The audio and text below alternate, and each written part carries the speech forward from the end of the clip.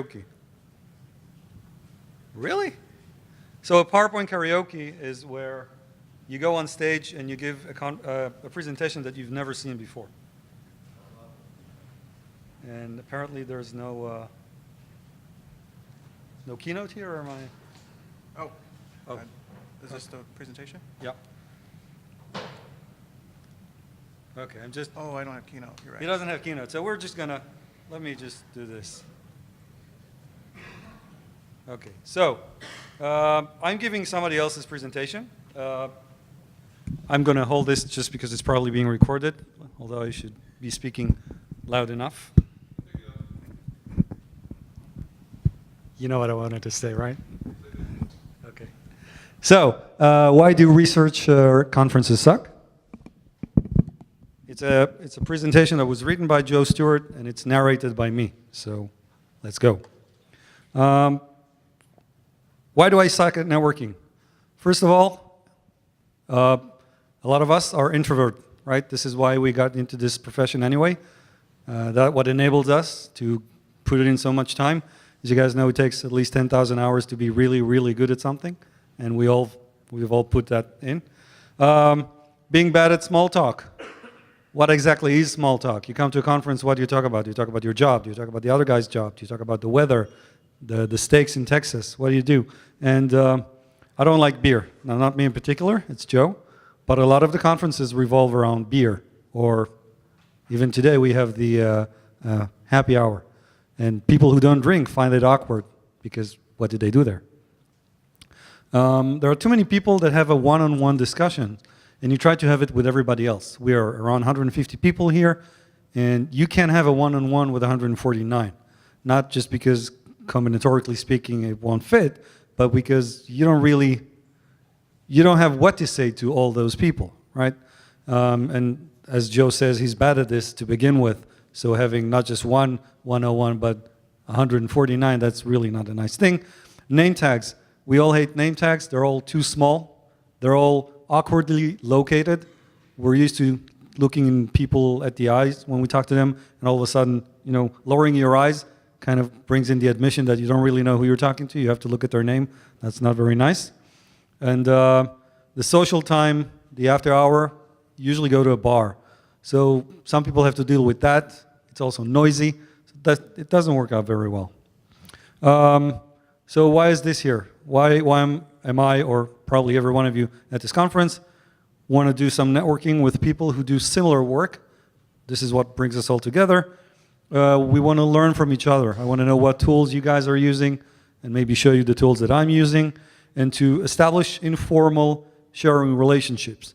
Now, the word informal is very important here because, as you probably know, setting up formal links sometimes is very hard to do. There's a lot of bureaucracy. Are you allowed to talk to that other person? Are you allowed to share that piece of information? And when we meet and when we drink or eat and then we know each other, then we can make the links much faster and just help each other at the distance of an email or a phone call. So I want to get free or cheap stuff that will help me hurt the bad guys. If someone is sharing something, tools or some information, and give away free stuff that will help others. And it's too small, you can probably not see that, but basically what he's saying is, don't be an asshole. I mean, if I give you free stuff, don't commercially wrap it and then sell it. And if you give me free stuff, don't start charging me after I've already established a system that is dependent on that. So we need a thing, we need something, a mechanism to enable us to get over these difficulties and start talking to each other. And like he says, he wishes that there were a Tinder app for researcher meetings. Anyone? Challenge accepted? All right.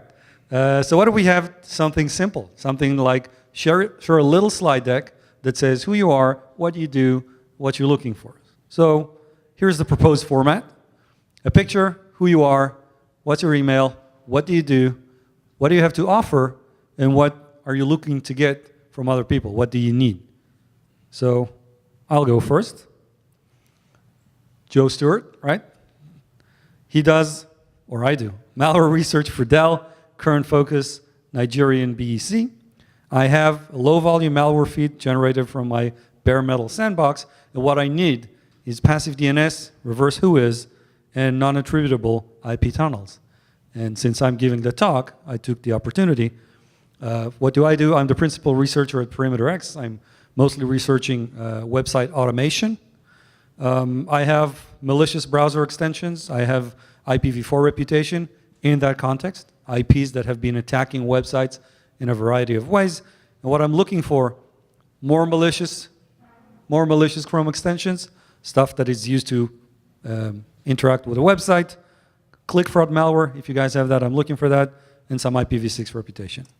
And thanks for listening to Joe's talk. So, thank you, Inbar, for taking on the PowerPoint karaoke bit and doing Joe's talk. I thought it was very important to set the tone for the conference. So 2 things we're doing. Number 1, you received a link to the Google Slides presentation where you can add your own slide in. Please do it. I'll hunt you down, find you if you don't. Number 2, during lunch, we're going to essentially pick a corner, any corner in the room, and say, hey, over here, anybody who's interested in sitting down for lunch and talking about ransomware, this is where we're doing it. Trying to create small circles of people talking about specific operational needs or whatever else they would like to. And with that, we'll call our first speakers and go to the various rooms. April is going to talk over there introducing the philosophy track. Quickly, the idea of the philosophy track for us is to be able to create something by the end of it and present it in the operational track to everybody to make sure it actually stands up on its own. So with that, thank you, and let's get started.